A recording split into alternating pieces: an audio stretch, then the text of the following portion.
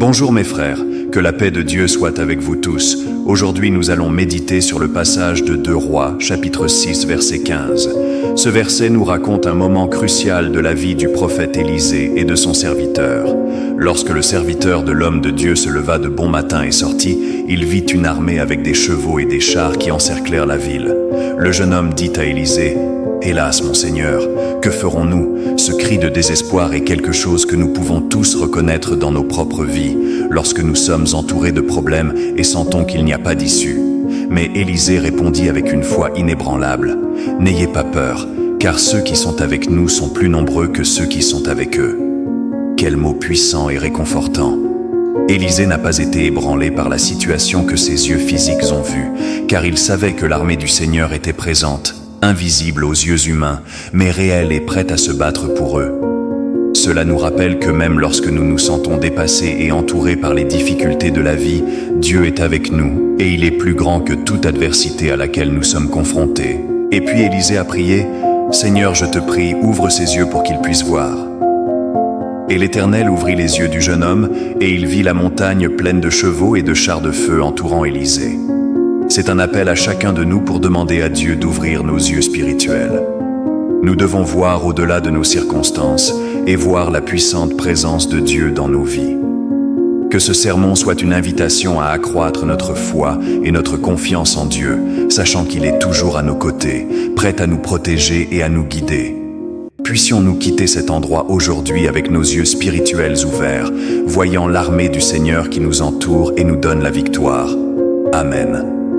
Bien-aimé et cher Père notre Dieu, nous commençons cette journée dans la prière et en toute certitude, nous la terminerons avec gratitude. En ce jour, Père, je veux déclarer que celui qui est avec ta fille et ton fils est plus grand. Le Seigneur est plus grand que toute lutte, plus grand que tout soulèvement, plus grand que toute anxiété, désespoir, porte fermée ou tribulation. Le Seigneur est présent dans la vie de votre fille et dans la vie de votre fils. Je vous invite à me rejoindre dans la prière maintenant. Père, en ce moment, nous demandons ta présence dans la vie de tous tes fils et filles qui font face à des situations difficiles et compliquées. Nous demandons à ceux qui ont besoin de voir votre action et votre travail dans leur vie. Nous prions pour toutes les familles, pour les prisonniers, pour les sans-abri, pour ceux qui sont déprimés, pour les tristes et abandonnés. Père, que chacun ressente ton amour et te voie agir dans sa situation, aussi impossible qu'elle puisse paraître. Ta parole dit, Seigneur, que lorsque le Seigneur agira, qui l'arrêtera? Rien ne vous sera impossible. Nous demandons que votre fille et votre fils puissent vous voir agir dans des domaines compliqués de leur vie qu'ils ne peuvent pas résoudre seuls. En toute foi, nous vous demandons, en plaçant une main sur leurs yeux, de leur ouvrir les yeux pour voir votre action, votre délivrance, votre victoire et votre réponse. Puissent, durant ces jours, être témoins de vos mouvements dans des situations difficiles. Père, nous prions aussi pour ceux qui sont hospitalisés. Nous demandons que le Saint-Esprit visite les lits, touche les chambres et réprimande les maladies et les infirmités. Nous déclarons la guérison au nom du Seigneur Jésus. Père, que ton action et ton travail soient grands dans la vie de tes fils et de tes filles. Nous croyons et prenons possession de votre parole. Priez ainsi avec moi, notre Père qui es aux cieux, que ton nom soit sanctifié, que ton règne vienne, que ta volonté soit faite, sur terre comme au ciel. Donne-nous aujourd'hui notre pain quotidien et remets-nous nos dettes, comme nous remettons à nos débiteurs. Et ne nous soumets pas à la tentation, mais délivre-nous du mal, car à toi sont le royaume, la puissance, l'honneur et la gloire, aujourd'hui, demain et pour toujours. Amen. Dites merci à Dieu, gloire.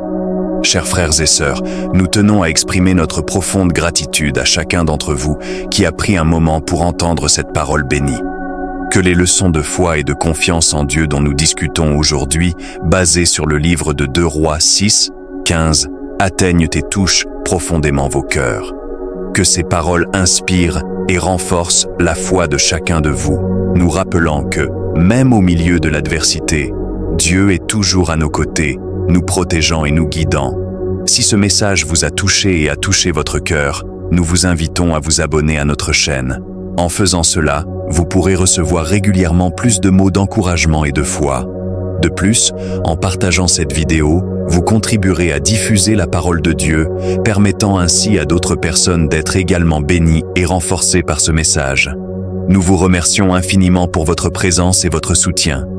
Que Dieu bénisse abondamment votre vie et celle de tous ceux qui vous entourent. Continuons ensemble ce chemin de foi, de confiance et d'amour en Christ. Merci à Dieu et gloire au Seigneur. Amen.